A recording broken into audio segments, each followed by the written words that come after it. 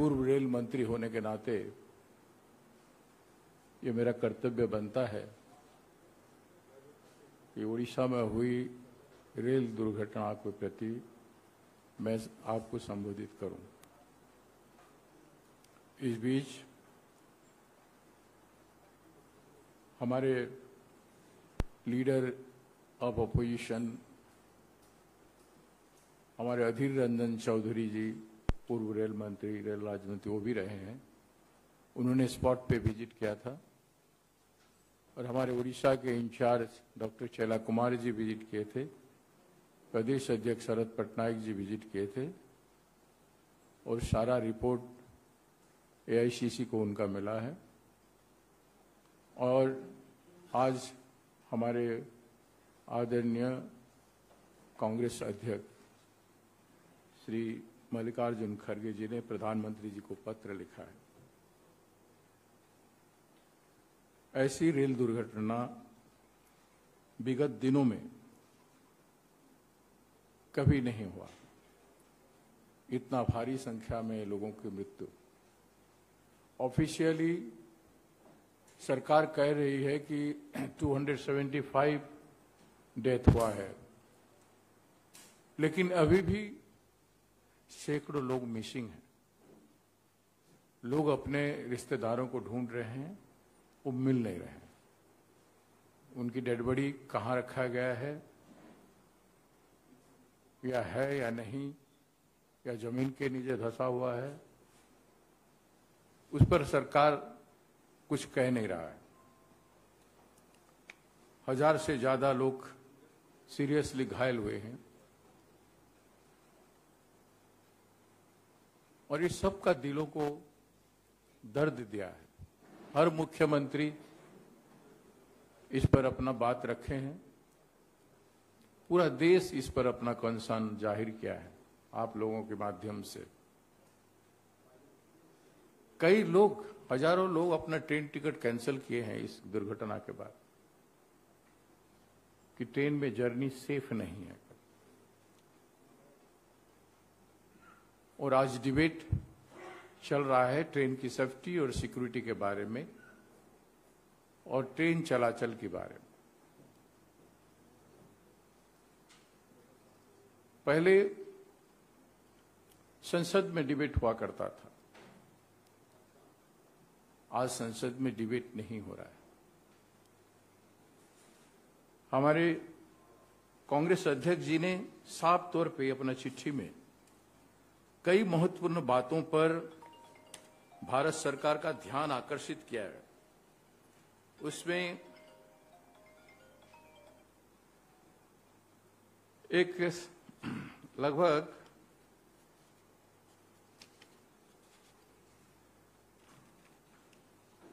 11 बिंदुओं पर जो सेफ्टी, सिक्योरिटी और जो घटनाएं घटी है उन्होंने आकर्षित किया है।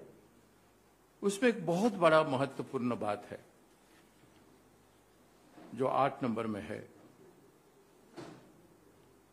Merging the budget for Indian railways with the union budget in 2017-18।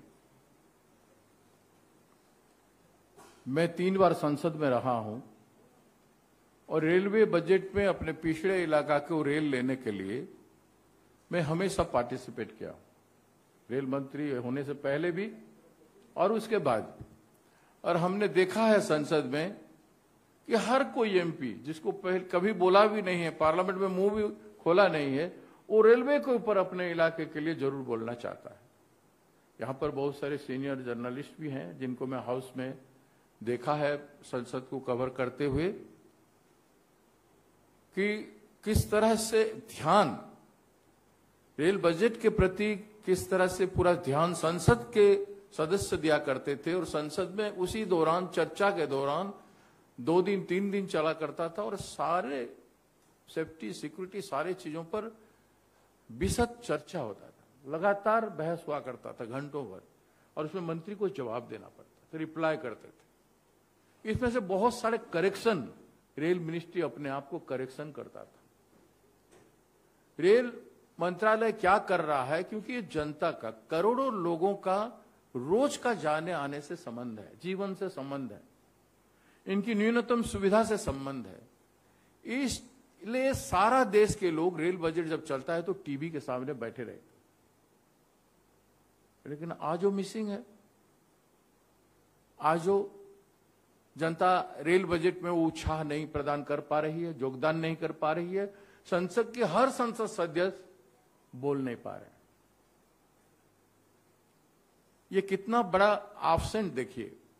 लोकतंत्र में जो सर्विस सेक्टर है, रेलवे सर्विस सेक्टर है, वो कोई कमर्शियल सेक्टर सोच के तो रेलवे को नहीं बनाया गया था।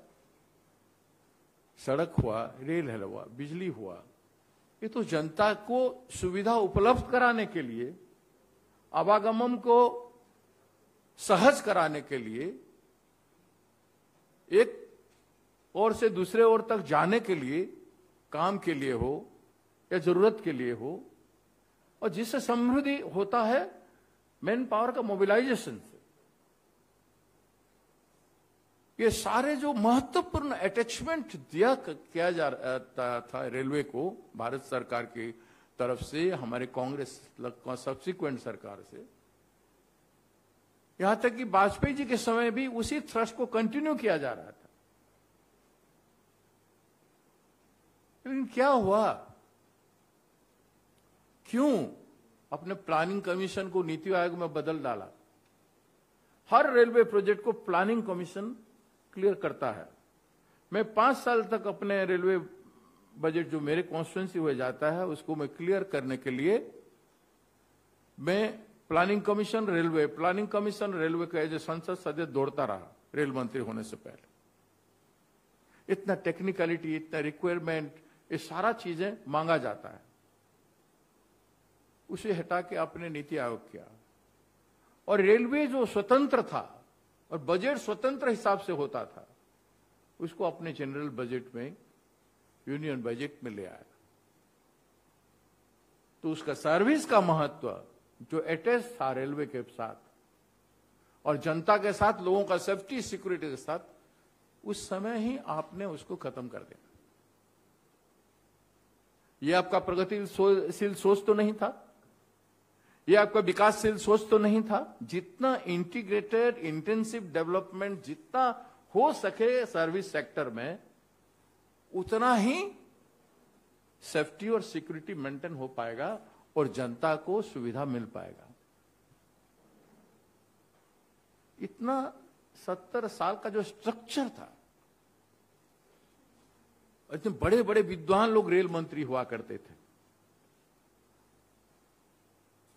जिनका नाम आप सब जानते हैं, और जिम्मेदारी निभाते थे। एक दुर्घटना हुई तो पूर्व प्रधानमंत्री शास्त्री जी इस्तीफा दे देते, रिजाइन कर देते। हाल ही में हमारे बिहार के चीफ मिनिस्टर नीतीश जी उस समय रेल मंत्री थे, उन्होंने भी एक दुर्घटना से अपनी जिम्मेदारी कबूल कर लिया था। लेकिन आज आपने कह रहे हो कि हम प्रगति कर रहे हैं। आप सोच लीजिए, बुलेट ट्रेन की बात हुई, बुलेट ट्रेन पर ध्यान देने के लिए पूरा अफसरों को बुला जाता है, बार बार उसके लिए मीटिंग किया जा सकता है।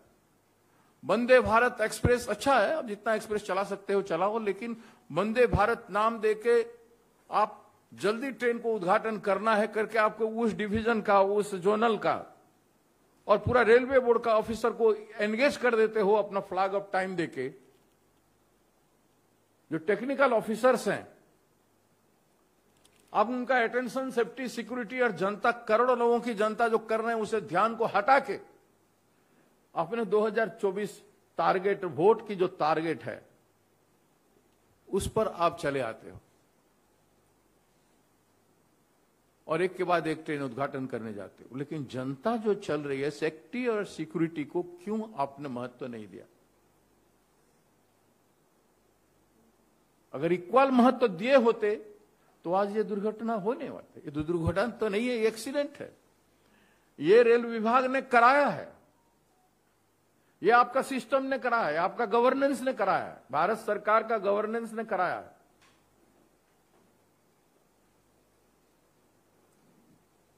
आपने रेल को कभी सीरियसली लिया ही नहीं। क्यों?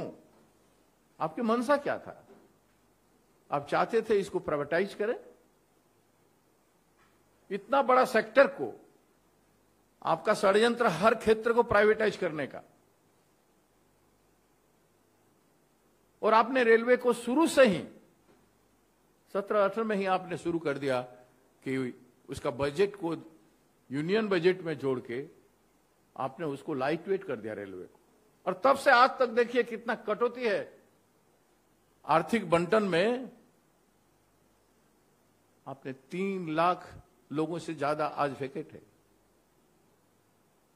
सेफ्टी सिक्योरिटी स्टाफ कितना है देख लीजिए, वहां भी लगभग 1.5 लाख के करीब स्टाफ, वहां भी वैकेंसी है सेफ्टी सिक्योरिटी में। तो कैसे आप सिक्योरिटी मॉनिटर करोगे? क्या रेलवे के पास सिस्टम है? हर रोज रेलवे बोर्ड मॉनिटर करता है ट्रेन मूवमेंट का, सिग्नलिंग सिस्टम का, ट्रैफिक का और रेल का, पटरी का। क्या हर जोनल रेलवेज में हर रोज मॉनिटरिंग होता है? क्या डिविजनल रेलवेज हर रोज देखता है, हर समय सुबह शाम 12 घंटा में एक बार देख पाता है? जब इतना जनता का जीवन सड़क पर जा रहा है, तो क्या जो लोग सेफ्टी सिक्योरिटी डिपार्टमेंट हैं और जो बॉस हैं, डीआरएम हो गया, जीएम हो गया, रेल मिनिस्टर हो गया, क्या देश के प्रधानमंत्री देश के करोड़ों जनता का जीवन को सम्मान करते हैं, आदर करते हैं, प्यार करते हैं? तो साल में एक बार मॉनिटर करते हैं।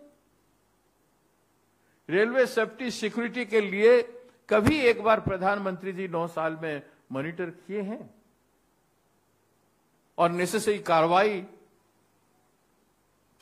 का कष्ट किए? आज जो कह रहे हैं, वहां स्पॉट पे गए थे, वहां भारी प्रचार हुआ और कह रहे हैं जो दोषी है उनको दंड मिलेगा। कौन दोषी है? सवाल यही उठता। सब जानते हैं स्टेशन मास्टर के रूम में सिग्नल रहता है, सिस्टम रहता है, 1-2 टेक्निकल पर्सन रहते हैं हर स्टेशन में। बस उतनों को पनिशमेंट हो गया।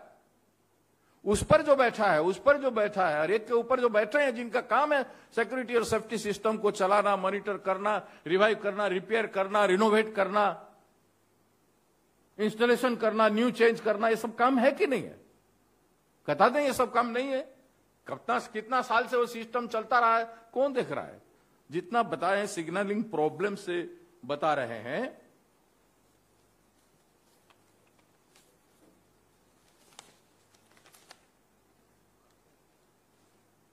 सीनियर ऑफिशियल रेलवे के कहते हैं, कई न्यूज़पेपर में कई चीजें लिखा है, इंडियन रेलवे सिग्नलिंग सिस्टम के चलते ये हुआ है, इंटरलॉकिंग सिस्टम से ये हुआ है। क्यों हुआ? ममता बनर्जी जी के समय में रक्षा कवच का एक सिस्टम को लागू करने का था। 70,000 किलोमीटर रेलवे लाइन है, लेकिन आपने बजट की प्रावधान के लिए आपने केवल 2,000 के लिए प्रावधान क्या है? केवल 2,000 कैसे होगा?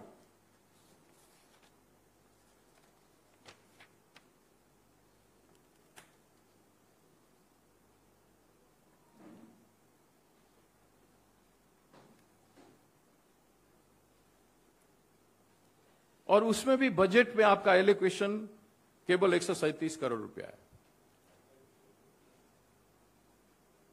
एकदम नेग्लिजिबल।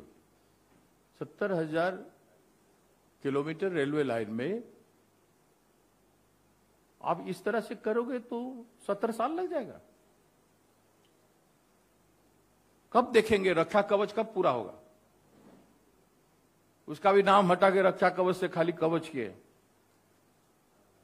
नाम हटाना, परिवर्तन करना, ये सब ठीक है, आप अपना मन इच्छा से करते रहो, करते आए हो, लेकिन जनता के जीवन से इस तरह खेलना बहुत बड़ा सवाल है। और इस पर आप देखिए टेक्निकल बातें हैं। पवन जी आज ट्वीट किए हैं कि आप सीबीआई इंक्वायरी कर रहे हो। कौन क्रिमिनल आ गया है, किसको पनिशमेंट करना चाहते हो? सीबीआई इंक्वायरी मतलब आपका ध्यान, अटेंशन देश का जनता का हटाना चाहते हो कि हमने बड़ी इंक्वायरी बिठा दिया। आपके सामने तो रिपोर्ट आ चुका है।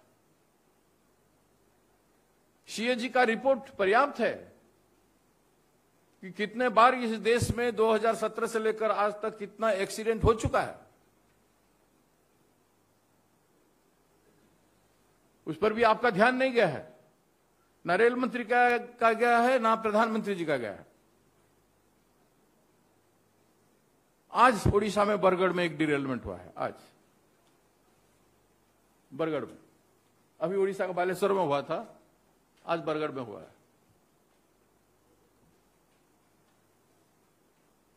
तो रोज रोज की मामला बन गया है। आप ट्रैक रिन्यूअल, ट्रैक रिप्लेसमेंट तो केवल बजट में कहने में रह गया है, लेकिन काम में नहीं आ पाया। तो आज सबसे बड़ा सवाल है कि बहुत सारे सवाल उठ चुका है। मैं प्रैक्टिकली एक एक के कोट करना नहीं चाहता हूं। आप सब लोग जानते हैं कि इसके लिए जिम्मेदार खुद रेल विभाग है और सरकार है, केवल स्टेशन मास्टर नहीं है। स्टेशन मास्टर रेल विभाग का एम्प्लॉय है। उस एम्प्लॉय सोया है कि नहीं सोया है, कितना घंटा काम किया है, और वो स्वच्छ है कि नहीं, उसका स्वास्थ्य काम करने लायक है कि नहीं, उसका दिमाग ठीक है कि नहीं, क्योंकि जनता का जीवन से खेलने वाला, काम करने वाला का दिमाग स्वस्थ होना चाहिए। ड्राइवर गाड़ी चलाते हुए नींद पलक में ले लेता है तो एक्सीडेंट हो जाता है, उसका मालिक और परिवार का देहांत हो जाता है। उसी तरह से जो बैठा है जनता का जीवन को संचालित करने के लिए, आवागमन को, उसी तरह से आपको मॉनिटर, ह्यूमन लाइफ का मॉनिटरिंग क्यों नहीं किया गया?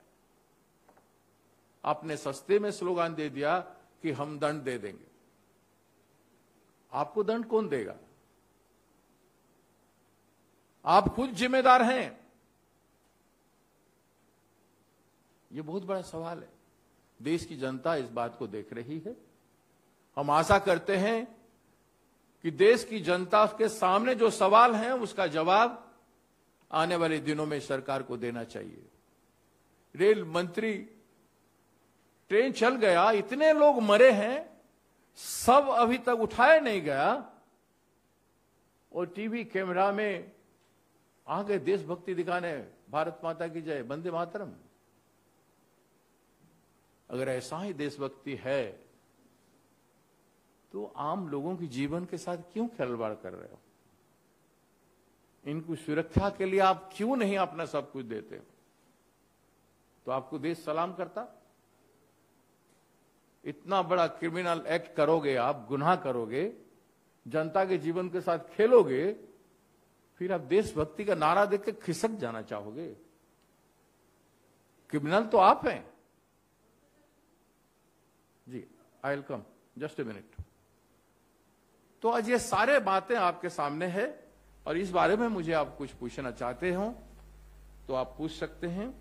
अब एक चीज में महत्वपूर्ण चीज है, सीआरएस के बारे में भी काफी चर्चा है।